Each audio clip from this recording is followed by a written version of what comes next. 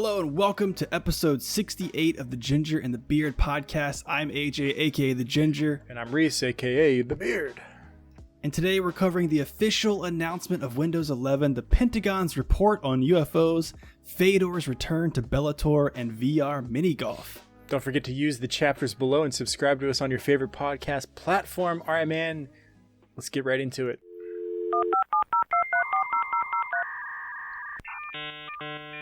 So it's official. We know now. Windows 11. We know now, my friend. Yeah, we talked about this last week. Obviously, whenever you've got a leak, you never know for sure. Like, did Satya, how do you say his name? Satya Nadella, I think, CEO of Microsoft. Did he release this leak purposefully to just misdirect the press? No, of course not. It was pretty much a one-for-one leak, I think. Basically, everything we talked about last week in terms of the Windows 11 leak was proven to be true, but we have some additional details now on what's actually in Windows 11. And you watched the live stream, I think, right? And you were chatting me about it. Mm-hmm. Yes, I did. Yeah. It was very boring. Was it? I was watching it during work, but yeah, it was I just like something like, I don't know. I'm like, maybe I'm attacking this guy on like a personal level, but like the presenters just like didn't have the it factor. They weren't convincing. You know what I mean? Like, they were saying things and they were like, oh yeah, but so yeah. The main presenter, I was just like, this shit is so fake, dude. Like, you couldn't have got somebody else in here to fucking act this out. Was it Panos Panay? I think he's like the head of Microsoft. I don't remember. Windows. I don't remember his name. That's probably who it was, but I don't know. Chief Product Officer. Yeah, that's one thing you can say about Apple, dude. They've got their keynote, because they've been doing these keynote things for like a long time, right? These public keynotes. They've got that shit down to a science, dude. Like, they know how to build up the hype. They use all the special effects. Like, ever since COVID happened and they haven't actually had people in the crowd, they've been doing some really crazy like CG work with their presentations. Like, make it look like you're flying in a drone. You go like into the Apple headquarters underground to their secret like processor lab. And then it's like the next presenter talking about like, yeah, here in the processor lab, we're working on whatever. Dude, no. It's intense. What they did was like a simple pan where he was like in like a room and then he like panned into this like virtual kind of space. But it was like such a corny, like, I was like, what? That's all you guys got? Like, I could do that. When they get over to the next presenter, they're still like trying to like clip the lav mic on their belt. And like, shit. Oh. Oh, wait, 1 second. Go back. Pan back.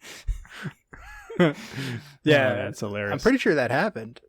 That's so funny. Well, I didn't get to watch it. I need to go back and watch it just for comparison's sakes. But, we talked, I'm going to kind of fly through the stuff we already talked about last week, but we got confirmation on the new start menu design, the taskbar design, where it's located on the screen, the new snapping functionality where you can essentially, you've been able to snap windows around, but now there's like a different interface for how you do that.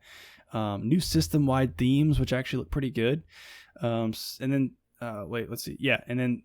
So that's all the stuff we kind of talked about already, but some stuff that we haven't covered yet is, well, maybe it was in the leak and I just didn't know about it, was the Microsoft Teams integration. Did you see that?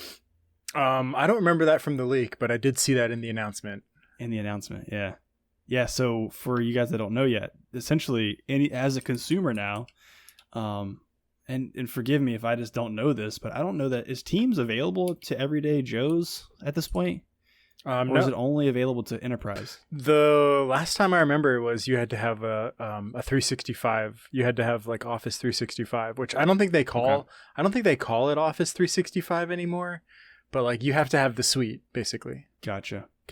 Okay. Well, now apparently it's built into Windows 11 to allow just regular consumers to interface with one another, just like FaceTime essentially. So, that's pretty cool. But my question is, and I'm interested to hear what you think about this because you are a Teams user for work already. Yep. Is, I think where they're going to fall short with that is that kind of you're relying on people to have a Windows device to communicate with, I guess. So I guess what I'm saying is, unless maybe there's a Teams app. Is there a Teams app for Android and iPhone? Mm-hmm. Yeah, I work with people that use Mac only, and they have to have Teams. So they can still enter. Okay, so you can still do video chats, I guess, with Mac and iPhone, Android. Okay, I guess that makes sense. I wasn't really thinking about that.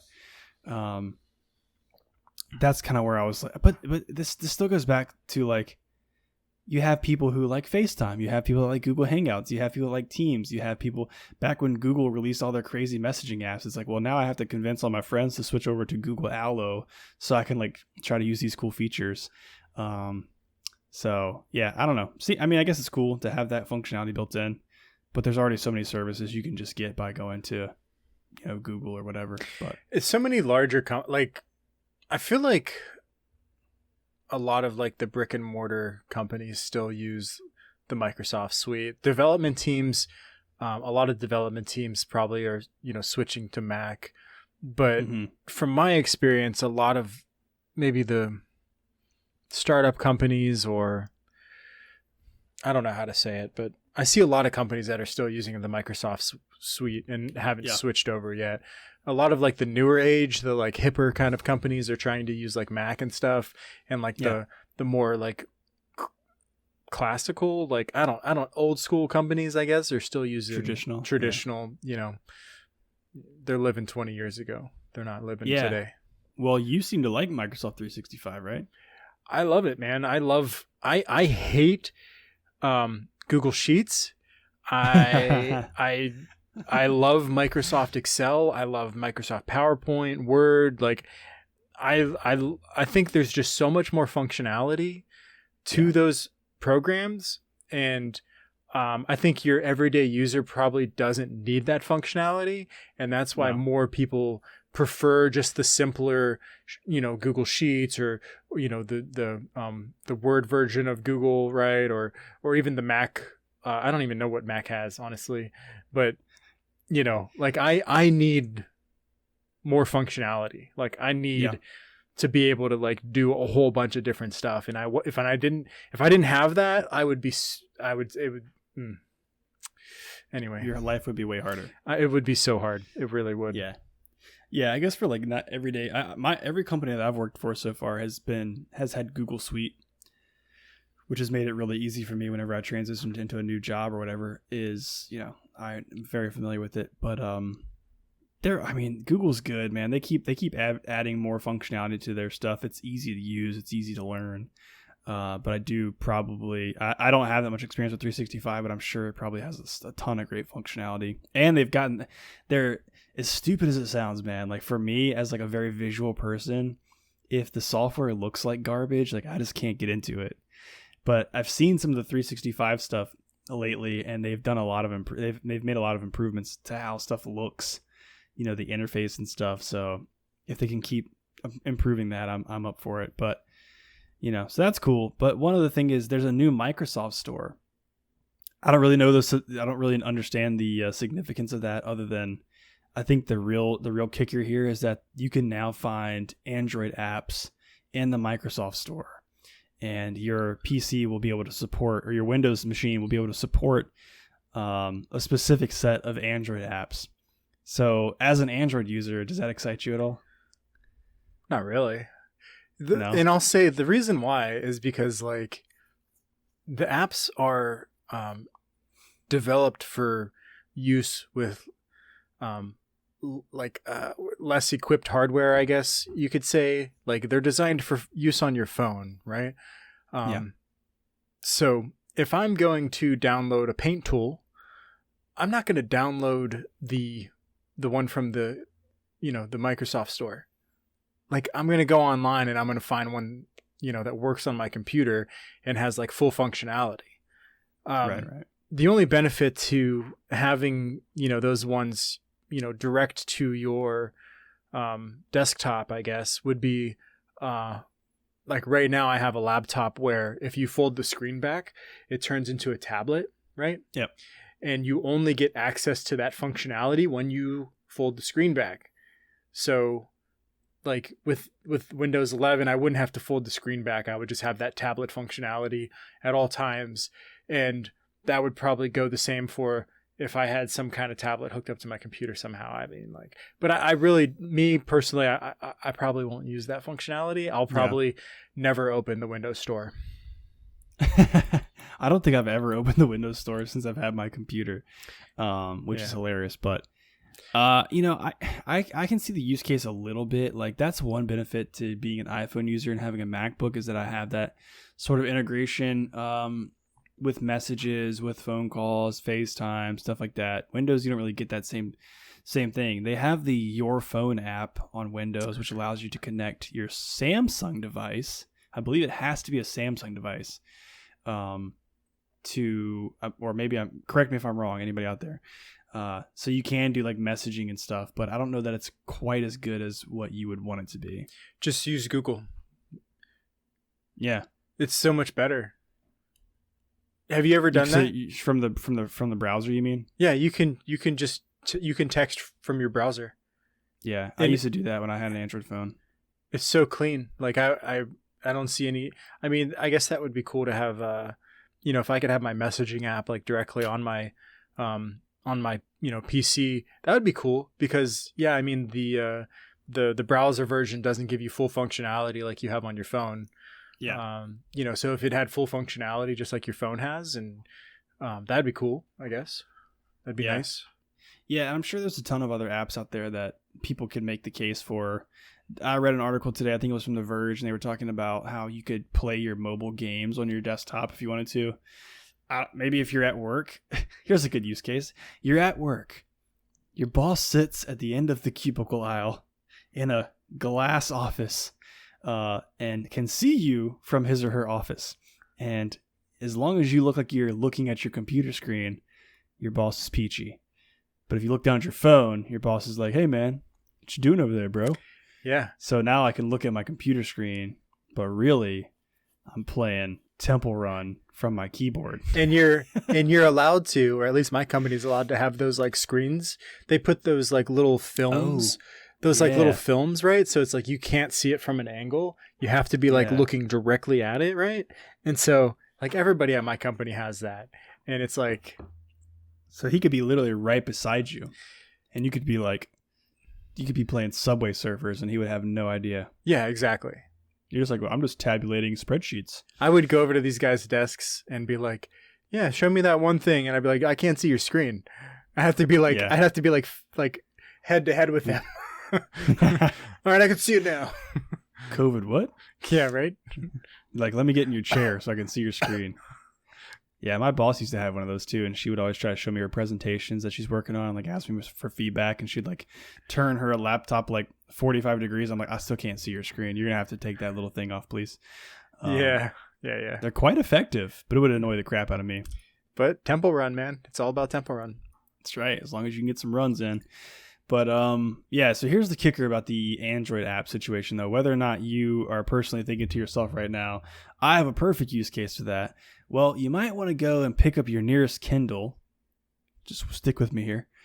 And check to see if you can find that app from an Amazon device. Because apparently, and I didn't like fully grasp this as I read it, the App Store, the Android portion of the Windows App Store is powered by Amazon, not Google. Don't know how this deal got worked out. Makes no sense to me, but some backdoor deals I'm assuming happened. So the Android apps that you can get from Amazon today are the Android apps that you will be able to get from the Microsoft Store on your PC. So historically, I had what was the I think we bought the kids some Android some app. Jeez. Amazon tablets at one point for them to get some games and stuff on. And like the App Store is so limited even though it's running essentially a skinned version of Android, you don't have access to the entire Google Play Store by default.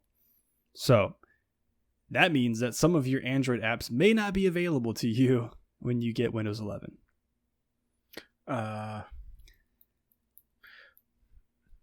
interesting, huh? That's interesting. I don't understand all the way. Let me real quick recap what I think you just said. Yes. The Android store is actually run by Amazon. On Windows 11. On Windows 11. The Google Store, which, when I say Google Store, I mean the Android store, right? We're talking Google Android. Google Play Store is the Android store. That's what you mean, right? Yes. So Google Play Store is actually, on the back end, it's actually run by Amazon. So right now, you can't get the same apps. I know right now you can't get the same apps on the Amazon store as you can on the Google Play Store. Correct. But you're saying once we transition to Windows 11, you will be able to get all of the apps? No. Fuck. So on your Android phone right now, the Google Play Store, you have access to all of Android apps that are available through Google. Right. On a Kindle, you only have access Amazon. to a limited supply of. They are technically Android apps because it runs Android, just a super heavily skinned version of Android. Yeah. You only have access to specific apps. Okay. Because app developers don't make them for Kindle devices because, for whatever reason, the Amazon store selection of Android apps is what will be available on Windows 11. Because when Microsoft and Windows, for whatever reason, they made some kind of a deal. It doesn't make any sense. So if you are a person who's like, well, what the hell, man? Like, I've got some stupid unicorn tracking app that I can only get through Google Play Store. What? I always use unicorns as examples, like whenever I'm working with my team or whatever, just as hypothetical situations. I don't know why. It's just hilarious. Okay. You know what? Don't judge me. I feel like I'm going to start using that, actually. Yeah, it's good. Like when you're like trying to explain a situation, but like, so if a unicorn walks 5 miles uphill in the snow, yeah, during the summer, that's it. Just stop there. Just stop talking. Well, what? You guys, like, what were you expecting? I need an answer now. I need an answer. Anyway. That's funny. So, yeah, man. Yeah. All right. Anyways, so you can, a Microsoft engineer has confirmed that you will be able to sideload Android apps with Windows 11. So, if you don't know what sideloading means, essentially all that means is that you can download something from another source and install it. Usually you have to do some fancy workarounds, maybe do some command line stuff. That was never a question. You can always get an emulator and you can just emulate anything. Like right now, like on my computer, I can get whatever I want. Seriously. It's probably illegal. Yeah. But I could literally get whatever I want for free. Yeah. Yeah. Seriously. You're right. Yeah, absolutely. People probably are laughing at this. They're like, I already got what I want on my. I think this whole Windows 11 thing, and we're gonna get more into this in a second, is geared towards the everyday consumer user versus the power user that Windows is traditionally known for. But that's what sucks. Yeah, and I'm excited to hear your thoughts because I know you have a lot. So to sideload, we don't really have a lot of details on how you have to go about doing that, where you would get your apps from, how you would install them, how you would run them. But it's pretty safe to assume that there will be people, as you just mentioned, who are able to get around paywalls and stuff by sideloading. And you also have to keep in mind that doing that, depending on where you download, the benefits of using a store of any sort, whether it's Microsoft, Amazon, Apple, Google, is they are verified publishers in most cases. Google may go through less of a verification process than someone like Apple would, but there's some sort of like checking that to make sure people aren't installing, malware on your device. But if you're sideloading, that's all out the window. So you are opening yourself up to some dangerous stuff that might, test your Windows Defender. So, anyways, probably don't do it. That's not a big deal. If you're running trusted programs, like, yeah, you don't have to worry. For sure. If Bob calls you with an Indian accent and says, "Hey, download Syskey," and you do, then you're an idiot. Don't do that. Yeah, you should not own a computer. You shouldn't own a phone either. Exactly. So that's all the new stuff. That's the main new stuff. There was some other behind the scenes performance stuff, but I'm curious because I know you are, like I said, you've been a Windows user for way longer than me. And you've got some feels about the direction they're going. So I'm curious to hear what you think. Yeah, I mean, there's a couple things. Like I'm gonna sound like an old man, just like an angry old man, I feel like, but it is what it is. Like I'm stuck in my ways. So the one thing the first thing that like kind of stood out at me is the fact that the taskbar is in the middle and you can't move it. You can't move it? Can't move it. You're not allowed. What? You can't put it on the side, the top, bottom. Like it's at the bottom. No way. That is it. You can move it today. You can move it to the top, to the right, to the other side. You can't move it? To the window, to the wall, baby. Yeah, dude. I'm not happy about that. Because there's been plenty of times where I've like put it on the left side, and I've fiddled around with that. And okay, so that's like one thing. So that's a bad thing. Here's something that like maybe isn't bad. Using the multiple monitors, and like undocking and redocking and whatnot. I do have a use case for that because like at work, like, I'll have to go from my office to the conference room, dock over there. Never really been an issue for me because like I have a docking station, and once I put my computer on that dock, like everything goes back to normal. Yeah. Like so I've never experienced any issues with that. And when I go into the conference room, I'm just plugging into an HDMI and like never had any issues with that. So it's like cool, but doesn't impact me at all. So yeah. I'm sure maybe somebody that's like docking at multiple different stations for whatever reason, are you talking about the snapping functionality? Mm-hmm. Okay. Not just the snapping functionality, but the ability for it to recognize where all of your stuff is on which screens, and then duplicate that when you're like moving to a different station, right?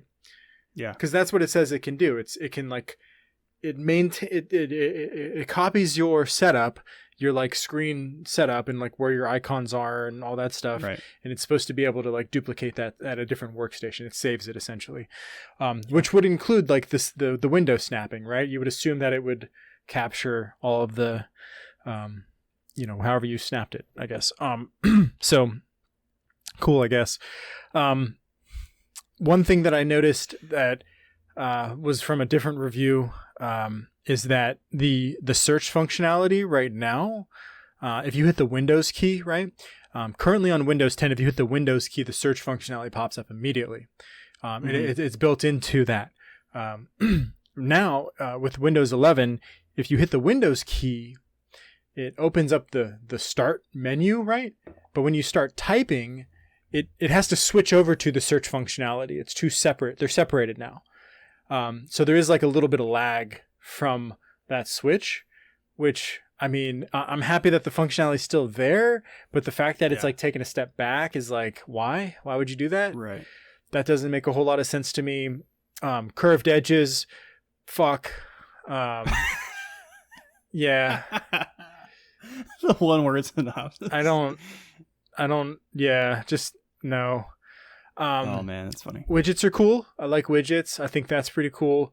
I want to see how that's going to go. I feel like that is going to be like a big money kind of grab right there, where you're going to see a lot of more programs on the Amazon store, I guess, with widget functionality, so that you can have widgets on your desktop. I'm not sure what kind of stuff they could pull up. I mean, it'd certainly be cool to have like my Fitbit on my computer, tied in together, and certainly, calendar stuff, which, I mean, that doesn't really matter because I have it all on Outlook anyway. I'm sure there's some other widgets out there. It'd be nice to have like a music widget on my desktop, right? Instead of me having to open a browser, I could just have that widget on my desktop. So that would be cool. That's something that I wouldn't mind. I don't know, like a calculator widget would be cool. I'm sure there's other widgets that I'm not thinking of that. So I like the idea of the widgets, and like from what I saw during the presentation, it did look pretty clean. Overall, like it does look clean. I like that it looks clean, but I feel like I'm losing my Microsoft, and I feel like I'm gaining a little bit of Mac. Like it's it's like they got married, and And Windows is starting to act like Mac, you know? Yeah, I mean, that's kind of what I feel too. I don't understand. I mean, I'm sure there's giant teams of people who get paid a ridiculous amount of money to conduct user testing and things like that. And I'm sure they tested, like, do you prefer this in the middle or do you prefer to the left?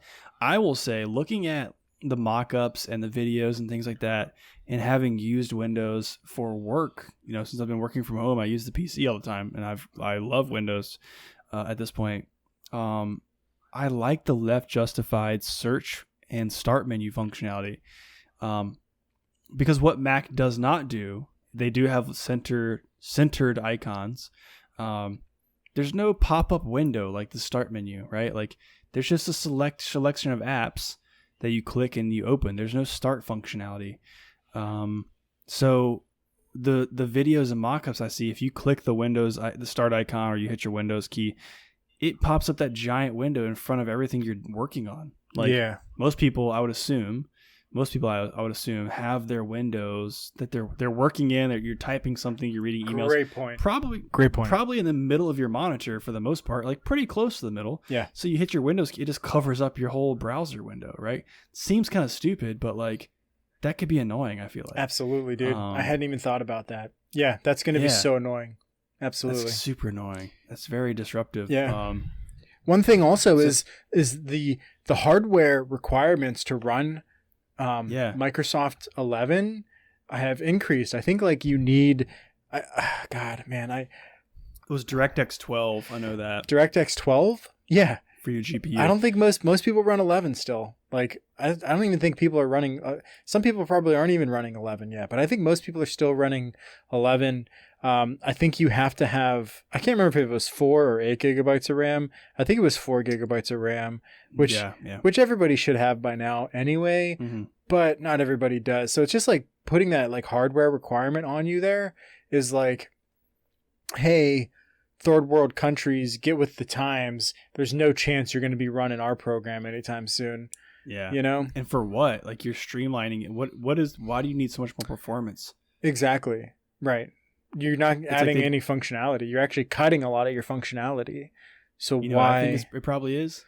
I bet people complain so much about the lag in Windows, which I don't really have a lot of lag, but they want to make sure Windows 11 is super snappy and crisp. So they want to like limit the minimum specs to make sure that when you install it, it feels very snappy and quick.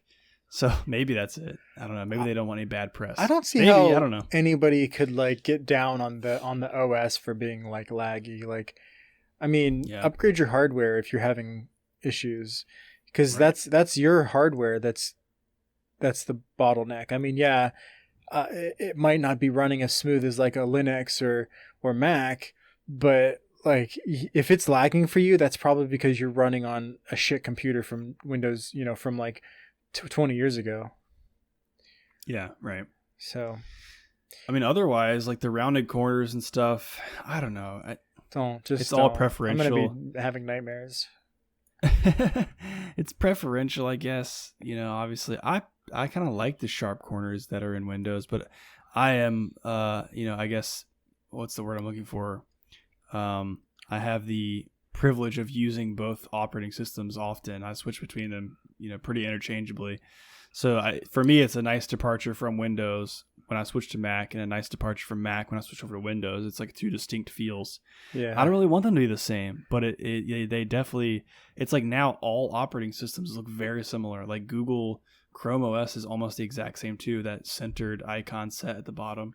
From like a psychological standpoint, and I'm not a professional by any means, but like this is something that I think just from experience I've kind of figured out. But like the sharp corners, I feel like give it more order, right? And the rounded corners are going to make it a little bit more like chaotic. I feel like they're going to make it a little bit less I don't know if rigid's the right word, but it's not gonna have the same order to it.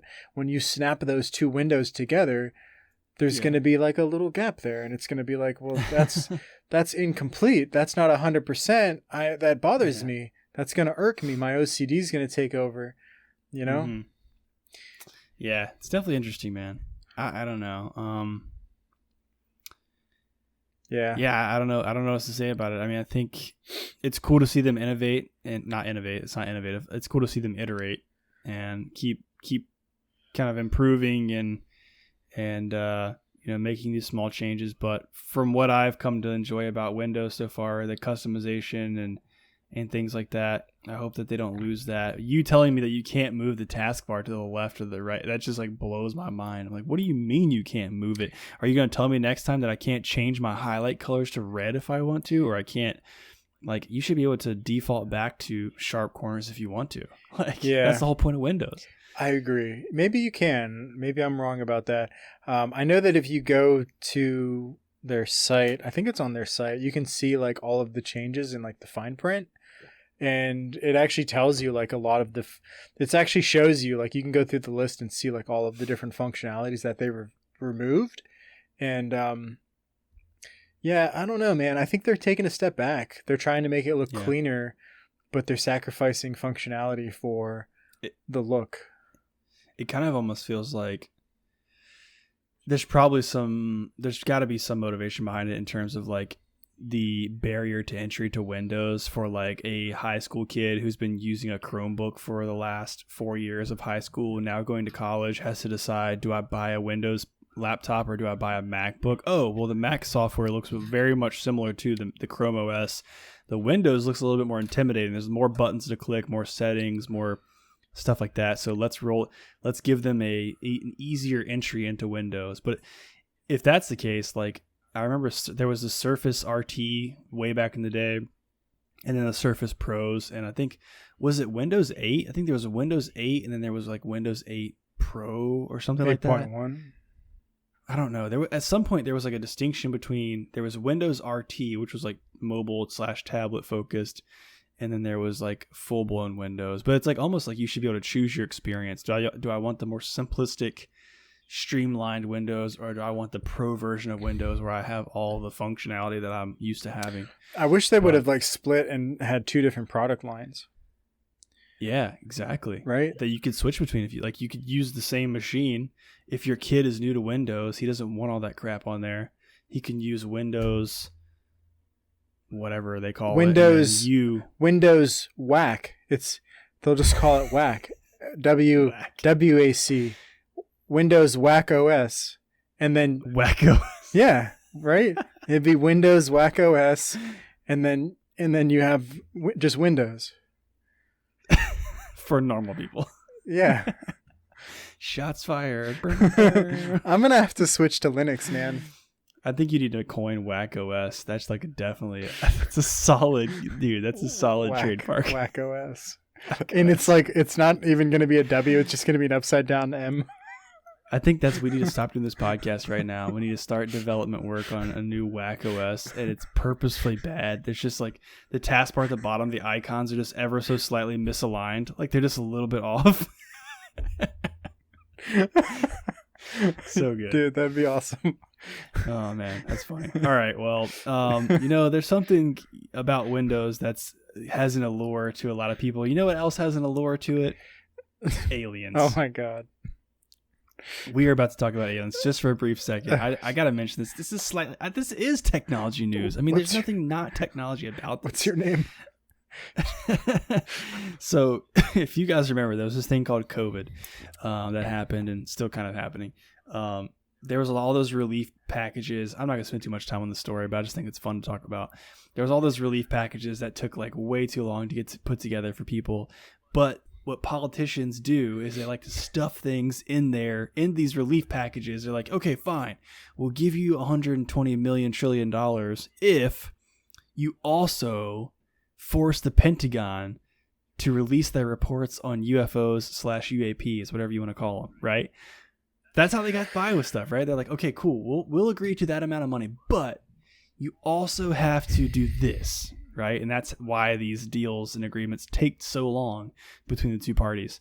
But in one of those things, that's what they agreed on. And Marco Rubio was part of the, leading the charge on this. He essentially said, hey, you guys, the Pentagon, you have 6 months to release information on what you guys have reported on for UFOs, UAPs. So here we are. I'm saying we, primarily people like me, weirdos like me. I'm like, oh my gosh, man, this is it. This is it. We're going to find out about the aliens. The Pentagon's going to spill the beans. They're going to declassify everything. And the next thing you know, we're going to be making peace treaties with the aliens, right? So 6 months has come and gone. And the Pentagon finally, as of today, I believe, as of this recording, released their report. They publicized their report. So let's just not bear the lead here. The report was 9 pages long. Oh my God. Are you kidding me? It was 9 pages. And I wouldn't even count 9 pages because there was like an executive summary at the beginning. There was some like, what do you call it at the end of something where it's like... a conclusion? Like a conclusion / like appendix. An appendix for like a 9-page document, right? Like how stupid. So there's probably like 4 pages of meat in this entire thing. So we did not get confirmation that there is alien life forms. All they did is essentially reaffirm that, yes, there are some videos that were declassified that depict unidentified aerial phenomenon, which is what UAPs stand for. We don't know what that technology is.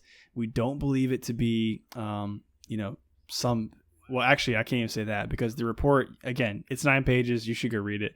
We'll put a link to it in the description of this video, but or the show notes here. But it really, what it essentially says is collecting information about these occurrences is really hard. We need a lot of technology to identify what's going on here. And we also need more time to do more analysis. So, yeah, we're neither confirming nor denying that these are aliens. What that actually means is when they say, oh, we need more time, that means they're not going to put any money towards this. Yeah. That means there's no budget for this. Nothing's ever going to come of this. Right. Yeah, it essentially said that they would continue to investigate, but like there's no definition around like what time frames or anything like that. So I thought it'd be fun to talk about it. I mean, I think there's no aliens, AJ. There's no aliens. There are aliens. Don't you dare say that. There's no aliens, dude. There's aliens, 100%. I just don't think that the government will ever tell us until one like smashes into like a, public park or something, and no fatalities obviously, but like one smashes into the ground, then we'll know. Anyways, that's my conspiracy. The Earth is flat. We're the center of the universe. There's no aliens. That's crazy talk, Reese. Aliens are not crazy. Flat Earth theory is crazy. Okay, why? There's a very clear line. I'm not a flat earther. I think it's very obvious that there's other life forms in the vast expanse of the universe. Yeah. What is the probability that those other life forms have reached a technological advancement where they could visit us? I think is very improbable. Yeah.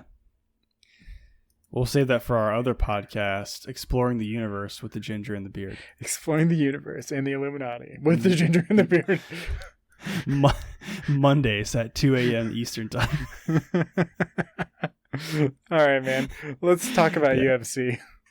Yeah, but before we do that, let's give a quick shout out to the What You Drinking segment. Make sure you guys go check out our YouTube video, the What You Drinking episodes. Tonight I reviewed the Orange and Cream IPA from Cannon and Draw. And I got the Gumball Head from Three Floyds American Wheat Pale Ale. Yeah, those videos are exclusive to YouTube, so make sure you head over to our YouTube channel to see our reviews, thoughts, impressions on those beers. Quick teaser here. One was good. One not so much. Go find out which one it was. All right, let's talk about UFC. All right, man. I got some interesting news. Good old Fedor Emelianenko is back at it again. Bellator announces that he is coming back. I got to give credit to Alexander K. Lee from a post on MMAfighting.com. This is where I got my information from.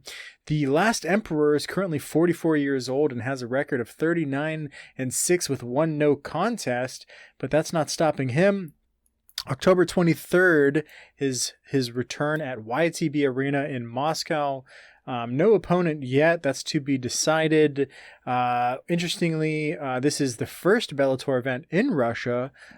Surprised, there hasn't been more events in Russia. You would think a country like that would want to host more MMA events, especially when they have, Fedor, who's just an absolute legend, which I'll explain here in a second. Regarding a potential opponent, Scott Coker of Bellator said they are going through the process and that a number of names have popped up, but nothing's been decided yet. This is Fedor's first fight since December 2019 when he defeated Quentin Rampage Jackson at Bellator 237. I did watch that fight. Whoa. Both of these guys looked like old men, looked out of shape. Yeah. Quentin looked like he had been just pounding beers for 3 years. He had a big old gut on him. He looked like me. Anyway. I had no idea he fought in Bellator. I don't know if he fights anymore in Bellator, but he was. Wow. Yeah, these guys are trying to get some money somehow. So in 5 fights since joining Bellator in 2017, Fedor compiled a 3-2 record. He had 3 first round TKO victories over Jackson, Chael Sonnen, and Frank Mir. He had a first round loss to Matt Mitrione, and then he also had a first round loss to Ryan Bader, which was actually for the vacant Bellator heavyweight championship and a Grand Prix crown, interestingly enough. Fedor has 2 fights remaining on his contract. He expects that his final fights are going to take place in the US or Russia. I wouldn't be surprised if they were both in Russia. You would assume they would both be in Russia, and they'd probably sell out. Quoting Emelianenko, I'm ready, and I understand that my career isn't going to be lasting for too much longer, so I wanted to make the best of it. He's 44. I mean, career's probably over, but yeah, I guess he could scrounge up a little bit more cash. That's the best he can do at this point. There's no chance he's going to be doing anything. But when he was in his prime, he was recognized as one of the most feared fighters in all of MMA and is widely hailed as an all-time great of the heavyweight division. I think back then, he was the best. Like, there was nobody else that could beat Fedor at that point in time. But that was a different time. Now the fighters that we have today, Ngannou, God, dude. Anyway, he's a monster. He is just a fucking monster. Even I think that like the top 5 in the UFC right now would have just destroyed Fedor in his prime if you put them up against him in their prime versus him in their, But it's a different time, so you can't really do that. You can't really make those comparisons because those people didn't exist back then. He was the fighter. He was the guy. Nobody could beat him. He was the best. Yeah. He was doing some crazy shit. So from 2000 to 2010, he amassed a 28-fight unbeaten streak. 28 fights, man. Whoa. That's crazy. At heavyweight. Jeez, at heavyweight. Dude. Where like one punch quitters are everywhere, right? So one hitter quitter. One hitter quitters, man. At heavyweight, dude. It's just so insane. Knocking off the likes of Antonio Rodrigo Nogueira, Andrei Arlovsky, Tim Sylvia, Mark Coleman, Mark Hunt, Kevin Randleman, and many others. What a fucking record. What a legend this guy is. If you haven't gone back and watched his highlights or watched some of his best fights of all time, I recommend you do, because it was just a different time back then. And when you watched, when Fedor came out, just a certain energy filled the air, and it was just fucking amazing, man. So what a fucking legend. I'm really not that excited about this fight because he's certainly past his prime and it doesn't have the same kind of buzz like it used to. But good for him. He's doing what he loves, and Bellator maybe will make some cash off of this, and it's good to see that Russia's holding a venue, and he gets to honor Russia by fighting. I'm sure I would have to assume Putin's going to be there. So yeah, maybe he fights Putin.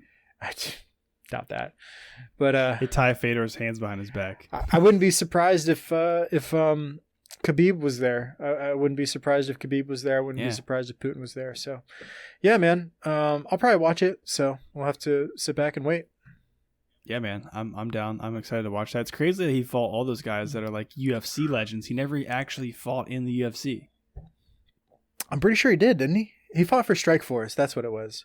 Yeah, he Pride, Strikeforce, but not actually in the UFC. It says unsuccessful negotiations. So interesting. Yeah, Dana White had altercations with his manager. They couldn't make things come together, and Dana was always like, "Dude, Fedor's not that good. If he came to the UFC, he'd get his ass beat. I don't even care about this guy." But how can you say that when he's beaten Antonio Nogueira, Andrei Arlovski, Tim Sylvia, Mark Coleman, like all these guys from the UFC that are complete killers? Yeah. Yeah, interesting. Well, yeah, I'm excited to see who they pit him up against. I mean, it might be another retired legend, so you never know.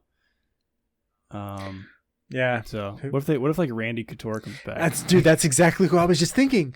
What the really? You read my mind. What the fuck? I think Randy Couture's like 54 or something like that, though. He's still a beast. Of course he is. He's probably juiced up on some stuff, but yeah, see, Randy fucking Couture prune juice. Oh, dude. Prune juice. Randy Couture, he's 58. I don't know. I don't think that's gonna happen. Damn, he's 58. 58.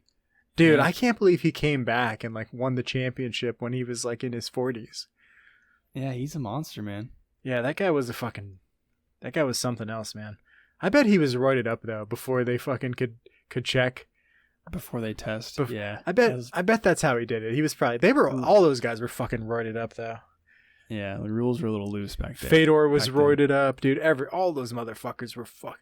If you go back and watch those guys that fought in Pride, they were fucking freaks. Well, Mark Coleman he beat Mark Coleman. Isn't Mark Coleman like historic, famously like all on some kind of supplements? Oh yeah, dude, absolutely. Come on now, go look at that guy. Those guys were all juiced. They were all juiced. Yeah, they were all taking performance enhancing supplements and doing all kinds of crazy shit. You know, he was dude, Mark Coleman's just like definitely roided up. You can't even hide that, dude. You can't even hide that. No. He's fucking jacked.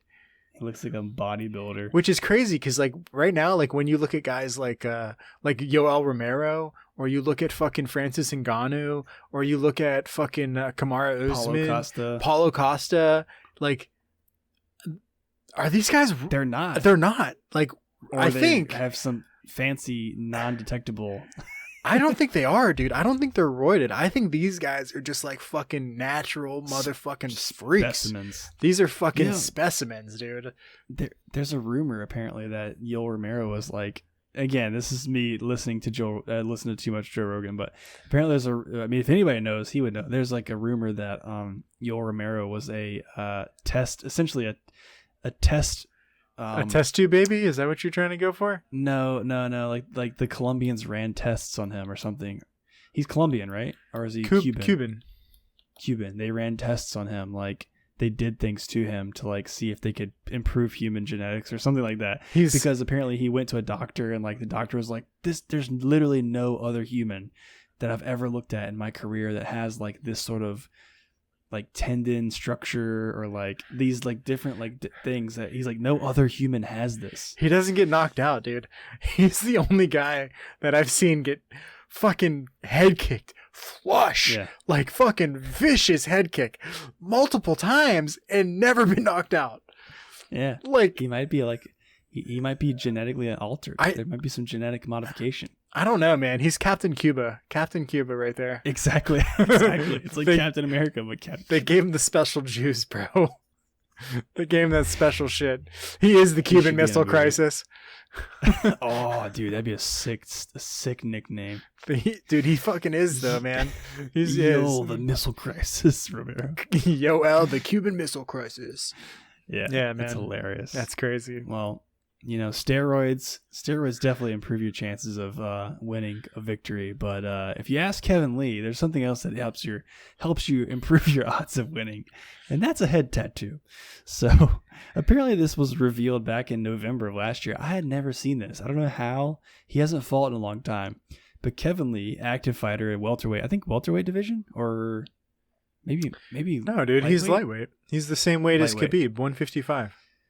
Yeah, my bad. So Kevin Lee at lightweight, he has a giant head tattoo now, and it's not like on this part of his head. It looks like it kind of runs from his neck up the back of his skull. If you click the link in our show notes, you can see it, and we'll definitely put a link to this in the description of the video so you guys can check it out.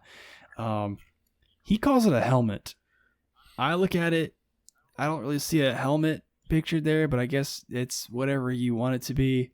You know, art is definitely subjective. So to me, it just looks like stripes and, you know, color blocks, but I guess we'll call it a helmet. It looks really bad. That shading is terrible.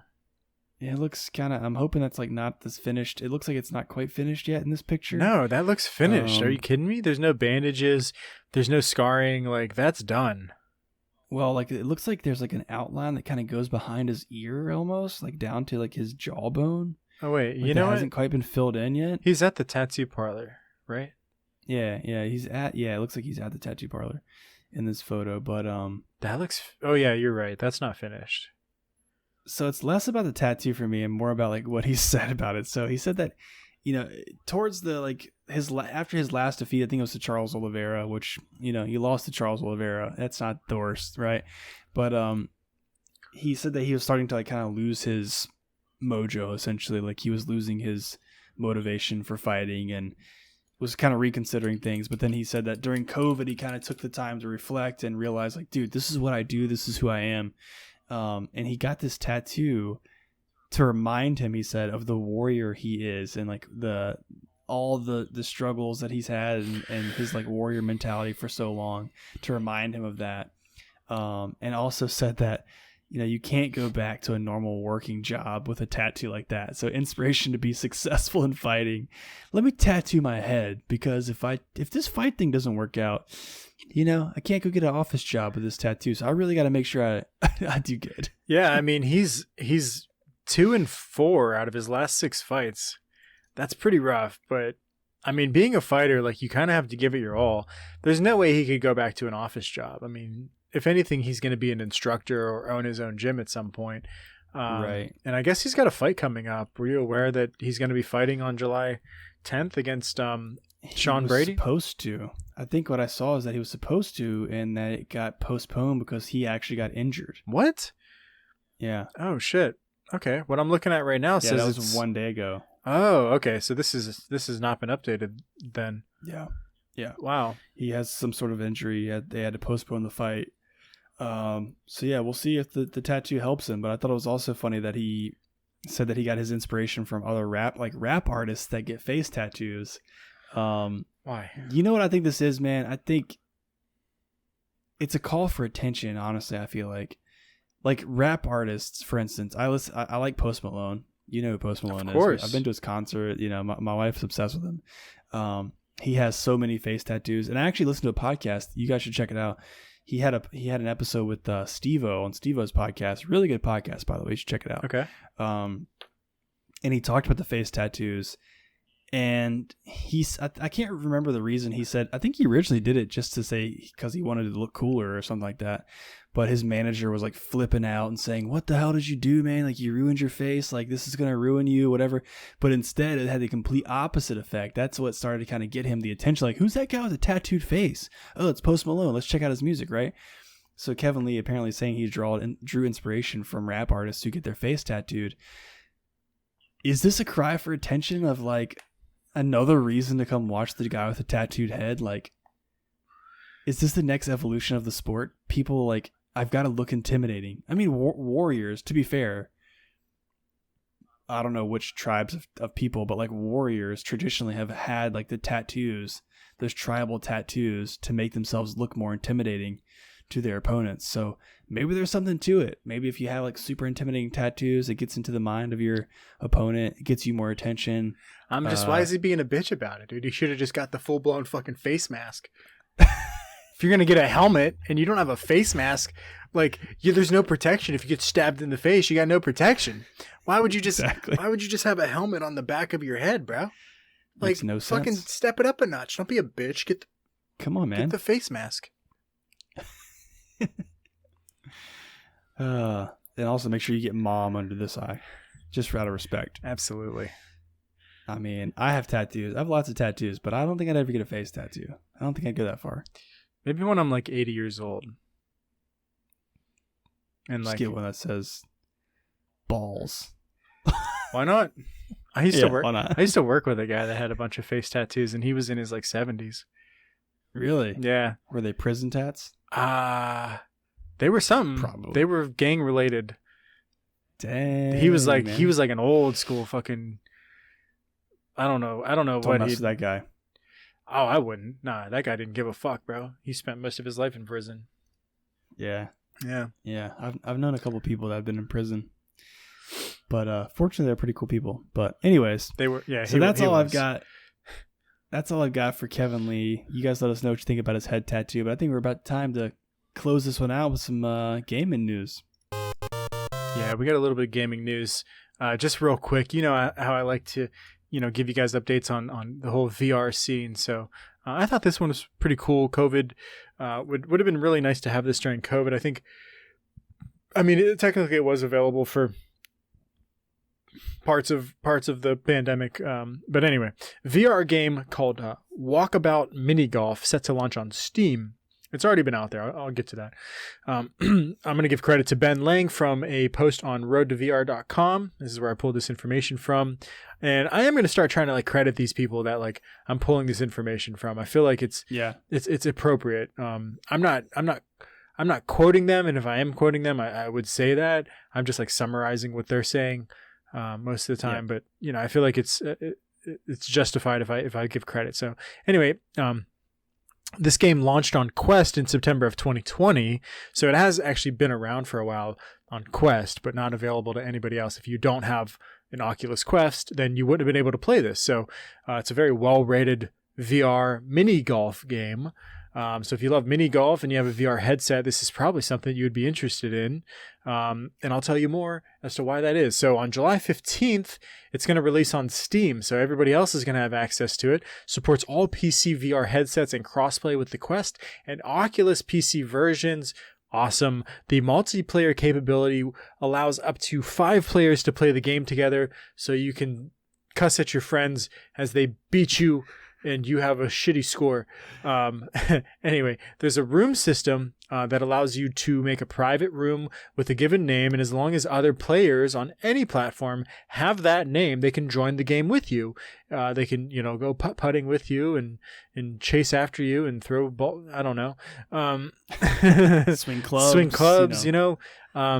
Even if the round has already started, they can just join in mid-round. The game was recently updated with a 7th course, a full 18-hole course, 7th, which will be included in all versions of the game. It's the Western-themed Bogies Bonanza. I haven't looked into what the other ones are, but that's pretty cool. It's there's an unlockable hard mode for each course, which modifies holes with more difficult terrain. The game also offers a little scavenger hunt on each course by hiding a unique golf ball near each hole. Each ball you get gets added to your custom ball collection.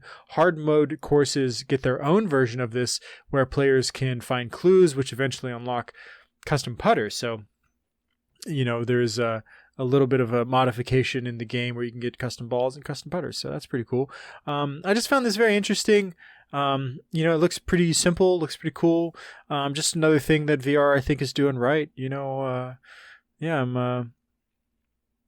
kind of should have been something that happened already. Something like VR bowling, like Wii bowling was around for a while. VR stuff like this that brings people together and is like super relaxing, just like bowling or putt-putt is stuff that should be in VR to bring people together and let them have something to do if they're far apart from each other. Yeah, for sure. I'm looking at the pictures of it right now. I love the art style. That cartoony sort of like it almost looks like Animal Crossing sort of style. Right. I like it. It's very bright, colorful. It looks really fun, man. I love me some putt-putt golf. I haven't played putt-putt in forever. Me I have either. like 0 good putt-putt golfs around here, which is kind of depressing because I live pretty close to the Virginia Beach oceanfront, where they've got like 3 or 4 putt-putt courses, and they're all pretty bad.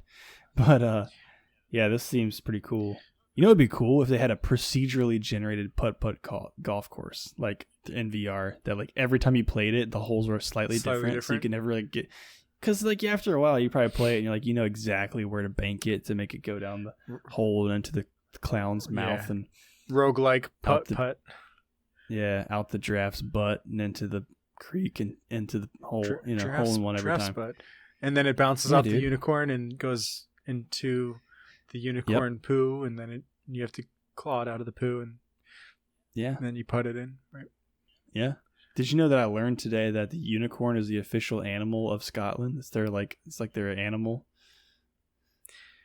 That's awesome. In trivia at work today, that was a question. Yeah, we had like a trivia thing at work today. Somebody's question was, whose national animal is the unicorn, or something like that. And it's Scotland. Those guys, they just over there, they like some unicorns, I guess. Their favorite movie's Labyrinth, and they love Tom Cruise.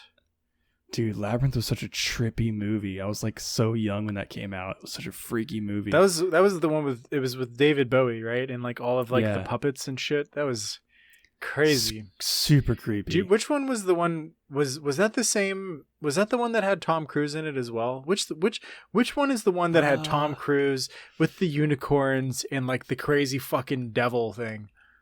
The like the giant red devil looking motherfucker. Legend, dude. Oh my god. I don't think I've ever seen this movie. Legend, bro.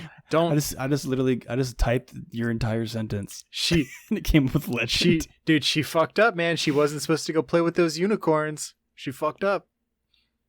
The giant devil thing came out. Yeah, dude. Don't play with those unicorns, bro. If you see unicorns in the wild, just look at them and don't go and scare them, because you go and scare them, everything gets fucked up. I'm looking at a picture of the devil thing from the movie. It looks just like the devil from Little Nicky, the Adam Sandler movie. And from like those commercials of like the 2020, yeah. Hey, I'm 2020. Hey, what's your name? You know, what were those commercials for, dude? It was. I'm trying to remember. I know exactly what you're talking about, but I can't remember who it was for. Was it like life insurance or some shit? Like, I don't even remember, dude. It was something. It was very funny though. It was like a match made in heaven, the devil and the year 2020. It was a dating app. It was a dating app, probably. Yeah. It was the devil. It was Ryan Reynolds. Was it? It's for Match.com. Match.com. Satan using Match.com. And Satan meets up with the year 2020, right? Yeah. It's so funny. That's hilarious. There's some funny advertisers out there, man. Yeah, they do a good job. Got to give it to them. Yeah, definitely. Well, I don't. This has been fun. Yeah, we don't have any more gaming news or anything. I mean, there's a big sale going on Steam right now. You guys should definitely go check out. Yeah, I don't know. There's a lot of Legend of Mana just came out, so if you guys have ever played that before, it's a lot older. It's a very nostalgic game for me. I think I'll probably buy it. That's pretty cool. Yeah, that's it. One other gaming. I think this is gaming related. Is Pokemon? Pokemon is technically a card game. Are you? So I'm gonna come through this fucking screen right now. What did you just say, dude? You don't have Pokemon cards? We are the same age. Did you just say that Pokemon was a card game? It's a card game. But it's not just a card game. You know that, right? What do you mean? I mean, you're fucking with me. Cultural revolution. What are you talking about? It didn't start as a card game. You know that, right? Was the TV show first? Oh my god, bro! You're fucking with me. I know you are. It's a Game Boy game. It was a Game Boy game. Well, yeah, I know that, but the cards came first. No, they didn't. Oh, what? Come on, dude. Yeah, you're lying. I know you're fucking with me right now. Did the games come first? Yeah, you're fucking with me, right? You didn't play Pokemon when you were a kid? I've played yellow, blue, and red. Yeah, they came first. What? The games came first? Yeah, like years before the cards. Pokemon cards or game. The game was released first. Yeah, you're right. Dude, and then the trading cards. Yeah, blue. But that was only in Japan. Blue and red came out when I was like, God, how old was I?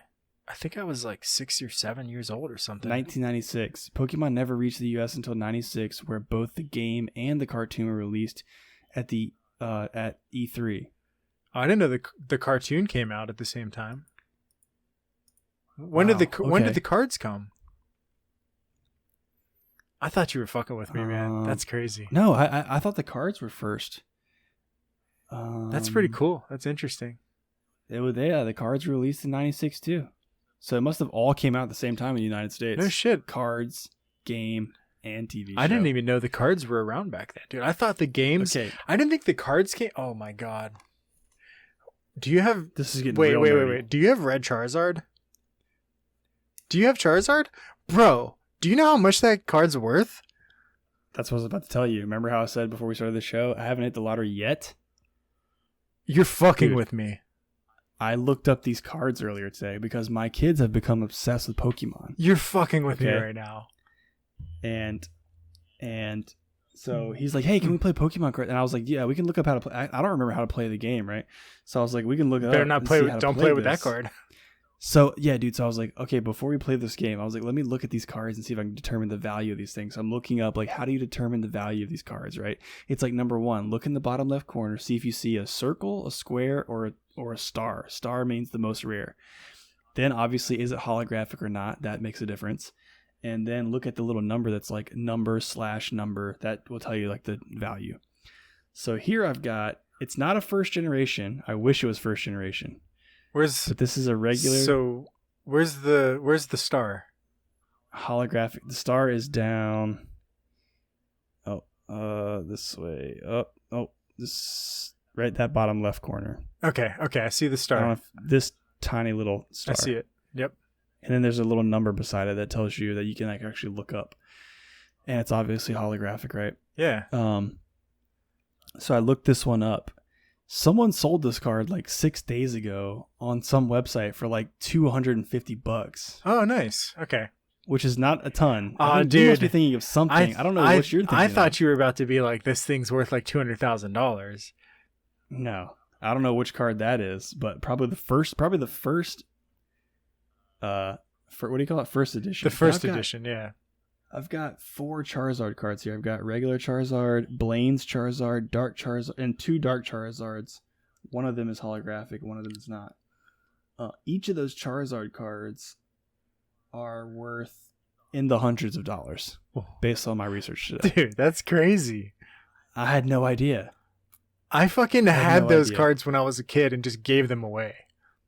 Yeah, I was on a work call today, or maybe yesterday, and I was talking about my kids being obsessed with Pokemon, and these ladies are like, "Oh my gosh, I'm trying to get rid of these cards. I've got like 20,000 Pokemon cards in my house." I'm just like, you can have them." I'm like, and some other dude spoke up and was like, "Yeah, you should probably check the value on those cards before you." I was like, "Dude, shut up. Yes, give me those cards." I'll take them off your hands. Yeah, I'll come get them right now. yeah. So I looked at the value on these things, and even the like some of the non big deal ones are like $50. People like, and not just people saying they're worth that. It was some website that I found. People, it said like sold 3 days ago. The same card I have for $48. I'm like, dude, $48 just sitting here in this binder in a sleeve? Like, hell yeah. You have a savings account that you've been sitting on for years. Dude, you should probably save. Like, you shouldn't even sell them yet. Oh my god, you have fucking a ton of cards. Holy shit, dude. It's not even that many, but like the first 3 pages, like all these are holographic cards, and they're all like the star ratings for like the rarity. I've got a few first editions, but they're not. The first editions that I have aren't actually worth that much. Do you remember when they released Pokemon Go? Hell yeah, dude. Hey, check out. You should have sold them when they did that. You got a fucking Poliwhirl? Oh my god. And a Mewtwo? Holy shit. Mewtwo. That Magneton. Yeah, man. Wait. The Magneton's first edition. That's crazy, dude. Holy shit. Yeah, pretty cool. So anyways. Damn, man. That was the nerd hour. I had I had Pokemon Red and Blue. And I remember when I gave them to my friend in like college. I was like, yeah, I'm never gonna play these. Just have them. I totally regret it, because like fucking during when Pokemon Go came out, they were going for like $500 each.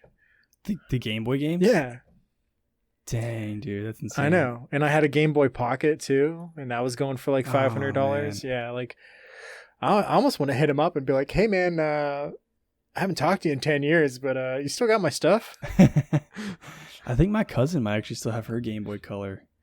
I kind of want to buy. Yeah, I kind of want to buy one, not a color. Like I actually want the black and white one. You want the old school? Yeah. I remember I had the one that was like the super thick gray one that was like this tall. I had that one. Yeah. And then of course I got the Game Boy Pocket. The Game Boy Pocket was still black and white, right? It was still black and white. I had a little green one. Yeah. Yeah, and then the Game Boy Color came out, and then I guess the DS was after that, maybe. Yeah, I think it was the DS, and then the Advance came out. Yeah. Man, that was the day. I had that was so cool. I had like I had terrible vision, right? So I had like this little magnifying glass attachment that I put on my Game Boy Pocket, and then like I had that little camera insert because I had that little like camera game where like there was a bunch of like little mini games, and then you could also like take pictures with it and put like it was like the first selfie thing ever where you could take selfies. And like I was taking selfies and like printing them out in black and white on this like little printer thing. Like I was in school like taking selfies with people and shit. It was like that's so awesome. Yeah, I remember you had to use the flashlight attachment because there was no backlighting on the screens. Yeah, it had a flashlight. You need the flashlight. It had the magnifying glass had a flashlight on it too. Like, dude, I was a super nerd, dude. I had these huge glasses. I would be on the bus. People would be like looking at me. I'd have like all these I'd have this like crazy looking Game Boy. Yeah, man. And you had your carrying case with all your games in it. Oh man, absolutely. Yeah. Dude, I love that. I mean, I'm sure you could probably get like an emulator for your iPhone. Get the Pokemon Red on your iPhone probably. I mean, I've played it on my computer. I have it on my computer. Do you? Nice. Yeah. Nice. I have a lot of old games on my computer from like... I mean, we were just talking about Jake Paul walked out with a $1 million... Wasn't it $1 million value? Like a Pokemon the first edition Charizard card. They valued it at like $1 million. That's why I was like... That's why I was like, are you about to be a millionaire? And then you were like, $250. I was like, man, that sucks. I mean, still though. Yeah, that's still awesome. Like I told Shayna, I was like, dude, we're gonna have to sit down one night and just go through and like look up the value. Cause I mean, people had these cards listed for like $300 on eBay. You know? Yeah. We're gonna have to go through and just like write down the value of all these cards and then like determine, is it worth like trying to sell any of them, or should I just hold on to them for another 20 years? Yeah. Dude, I wish I would have just like got on that train. So those first edition cards are from like the 1996 release, right? Yeah. I mean, so some of them I have a few at first editions. Let's see. I'll tell you which first editions I've got. First edition Magneton. First edition Machamp. First edition Ho-Oh. First edition Suicune? I don't know how to say that. Hey, I think there was first edition Sneasel. We should probably wrap up the podcast. Yeah, we probably should. If you guys want to, and check out our other podcast, Pokemon Cards with Reese and AJ. That's our actual 7th podcast that we've now released. That one's Wednesdays at 4 a.m. Wednesdays at 4 a.m. And there's actually a spin-off to that one. It's called Pokemon Red, and we just talk about just the video game. So check that one out, 4 a.m. on Thursdays. We don't sleep. Oh man, yeah, that's awesome. This has been fun. Yeah, a lot of fun. All right, well, as always, guys, we appreciate you tuning into another episode and ask that you please like and subscribe on YouTube, follow on Spotify, and come say hi to us on Instagram and Twitter. Yes, that's right. And of course, if you really want to help us grow the show, please share this episode with a friend you think will like it. For now, we'll see you on the next episode. Peace.